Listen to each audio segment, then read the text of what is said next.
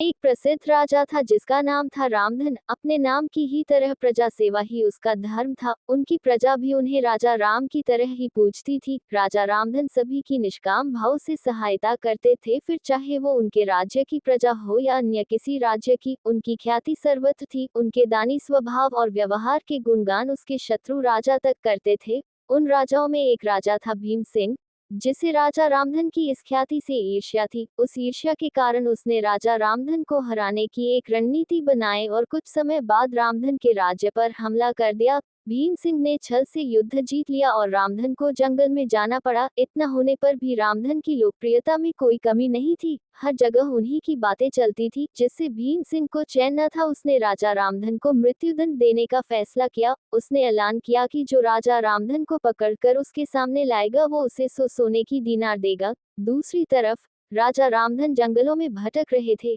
तब उन्हें एक राहगीर मिला और उसने कहा, भाई, तुम इसी जगह के लगते हो, क्या मुझे राजा रामधन के राज्य की तरफ का रास्ता बता सकते हो?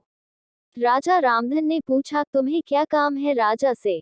तब राहगीर ने कहा, मेरे बेटे की तबीयत ठीक नहीं, उसके इलाज में सारा धन चला गया। सुना है राजा रामधन सभी की मदद करते हैं, सोचा उन्हीं के पास जाकर याचना करूं। ये सुनकर राजा रामधन राहगीर को अपने साथ लेकर भीमसिंह के पास पहुंचे। उन्हें देख दरबार में सभी अचंभित थे। राजा रामधन ने कहा, हे राजन, आपने मुझे खोजने वाले को 100 दीनार देने का वादा किया था। मेरे इस मित्र ने मुझे आपके सामने पेश किया है, अतः इसे वो 100 दीनार दे दे। ये सुनकर राजा भीम सिंह को एहसास हुआ कि राजा रामधन सच में कितने महान और दानी हैं, और उसने अपनी गलती का स्वीकार किया। साथ राजा रामधन को उनका राज्य लौटा दिया और सदा उनके दिखाए रास्ते पर चलने का फैसला किया। दोस्तों, इसी को कहते हैं कर भला तो हो भला। कहाँ एक तरफ भीम सिंह राजा रामधन को मारना चाहता था और अंत में राजा रामधन की करनी देखे वो लज्जित हुआ और उन्हें उनका राज्य लौटा दिया और स्वयं को उनके जैसा बनाने में जुट गया। शिक्षा, महान लोग सही कहते हैं,